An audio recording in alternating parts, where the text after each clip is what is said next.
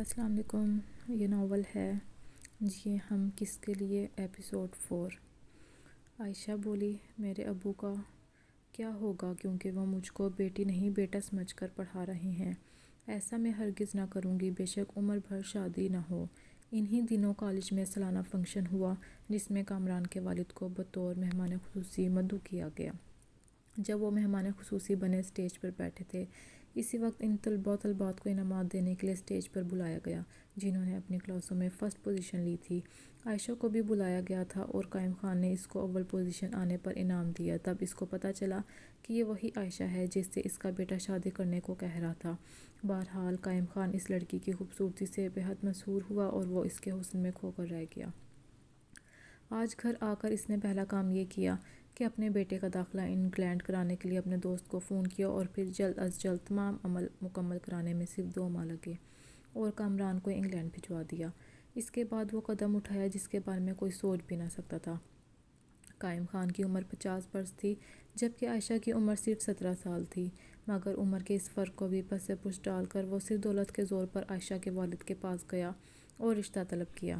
عائشہ کے باپ نے سمجھا کہ یہ اپنے بیٹے کے لیے آیا ہے، تبھی اس نے کہا، صاحب آپ بڑے آدمی ہیں اور ہم بہت غریب لوگ ہیں، پھر یہ رشتہ کیسے ہو سکتا ہے؟ کیوں نہیں ہو سکتا دین محمد؟ قائم خان نے کہا، امیر غریب سب انسان اللہ کی نظر میں برابر ہیں اور سب اس کی مخلوق ہیں، لہٰذا تم اس بات کو چھوڑ دو، وہاں اپنی شرطیں بتا دو، کہو تمہاری بیٹی کو ہم سونے میں تول کر لے جائیں گے، بنگلہ، زیورات، باغ، زمین جو کہو گے اس کے نام کر دیں گے۔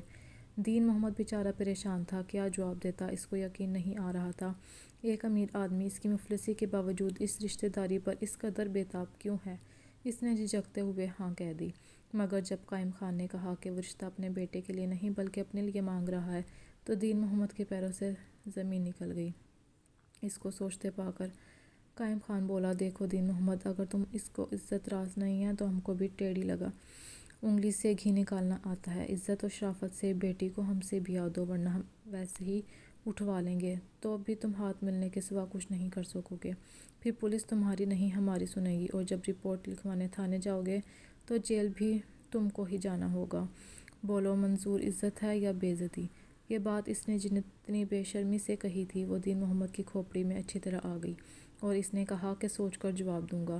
سوچ کر کیا جواب دینا ہے، بس تیاری کرو، 1 ہفتے کے اندر اندر نکاح کر کے بیٹی کو عزت سے رخصت کر دو، یہ ہمارے محلوں کی رانی ہوگی اور اپنی قسمت پر ناز کرے گی، اور تم بھی کہ ہمارے ساتھ تمہاری رشتہ داری تم کو فرش سے آسمان پر پہنچا دے گی۔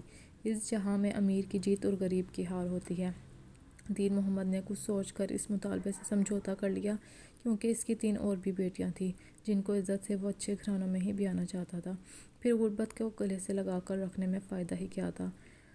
عائشہ کو کامران نہ بیاہ سکا مگر اس کا بیاہ کر لے گیا اور وہ ایک کروڑپتی کی بیوی بن گئی، تاہم اس امر کا علم کافی عرصے تک کامران کو نہ ہو سکا۔ 2 سال بعد خود ہی پاکستان آ گیا کیونکہ اس کو اپنے وطن اور عائشہ دونوں کی بہت یاد ستاتی تھی اور یاد وغیرہ میں بھی چین لینے نہ دیتی تھی۔ وہ بغیر اطلاع آیا تھا۔ جو ہی وہ گھر میں داخل ہوا اس نے عائشہ کو دیکھا، اس کی سمجھ میں جب کچھ نہ آیا تو عائشہ نے یہ کہہ کر اس سے پردہ کر لیا کہ تم گھر سے چلے جاؤ کامران، کیونکہ میں تمہارے والد کے نکاح میں آ چکی ہوں، اب ان کی اجازت کے بغیر تم اس گھر میں مت آنا۔ یہ سن کر کامران اس قدر صدمہ ہوا کہ بے ہوش ہوتے ہوتے بچا۔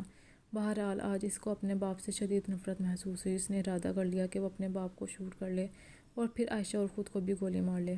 اس نے اس ارادے سے پستول کو گول کو لوڈ کیا مگر اس کے اندر کے شریف انسان اس کو ایسا قدم اٹھانے سے روک دیا، تاہم دل کا دورہ تھا، اس سے سہا نہ جاتا۔ تب اس نے باپ کے آنے سے پہلے بیٹھک میں جا کر دروازہ اندر سے بند کر لیا اور اپنی کن پٹی پر پستول رکھ کر چلا دی۔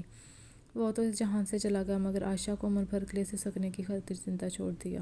عائشہ ایک بار مجھے ملی تھی، وہ بہت دکھی تھی، کہتی تھی اے کاش کامران خود کو مارنے کی بجائے مجھے گولی مار دیتا تو اس کا بڑا احسان ہوتا کہ آج میرے دکھ کو ختم ہو جاتے۔